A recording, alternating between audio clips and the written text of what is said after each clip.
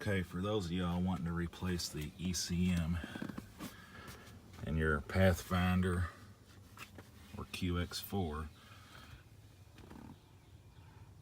right here is the location of it. Let's see it. And it's held on by 2 nuts, right there and there, 10mm socket. Remove those 2 nuts. Now I've already got it loosened up for this video.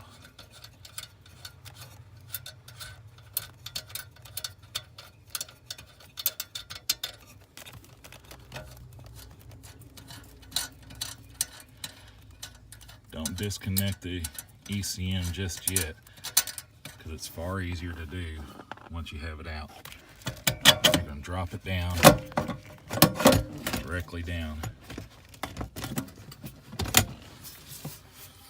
And you'll notice this right here, it actually slides up inside here to this little bracket right there. Just slides over top of it. So whenever you go to reinstall it, you're going to slide it right up onto that bracket, then attach those 2 nuts again, and then the rest of it's simple removal. If you're sending it off to get repaired, likely you'll remove these 4 bolts. There's 2 on each side. They're 8mm bolts. Just remove them, remove your brackets, put them on whenever you get it back. It's helpful to take pictures of everything, so that way you can reassemble it a lot easier. This is a 2003 QX4. It did not require me to take off anything but the whole lower panel, the connections to all my switches, and the connection to my airflow sensor for the climate control. That was it. Simple screws under here, kick panel right here with some snaps and a screw or 2, and it was done. So I hope this helps somebody out there. Feel free to reply or leave a comment. Thanks. My apologies, I did forget about one thing.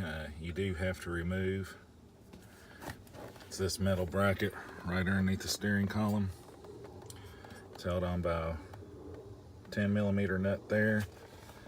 Then you go to the other side, that's a 10mm nut there. If you have the appropriate tools, Phillips head screwdriver, 8mm socket, 10mm socket, simple tools, and a trim removal tool, I just used my hands. The total disassembly time and installation time would be approximately 20 minutes. 20 minutes. That's taking your time to take everything apart. It's not a very daunting task. Just something that just take your time. Make sure you get it all apart. Don't break anything. But 10mm, 8mm, as you can see right there, that's what I use to disassemble and reassemble. And a Phillips head screwdriver with a trim removal tool. You can use a flathead screwdriver, butter knife, just about anything, but like I said, I just used my hands. 20 minutes, take it apart, 20 minutes, put it back together. Simple. Any questions, feel free to leave a comment. Thanks. On a side note, if your engine still doesn't start, you need to change that fuse. It's likely blind.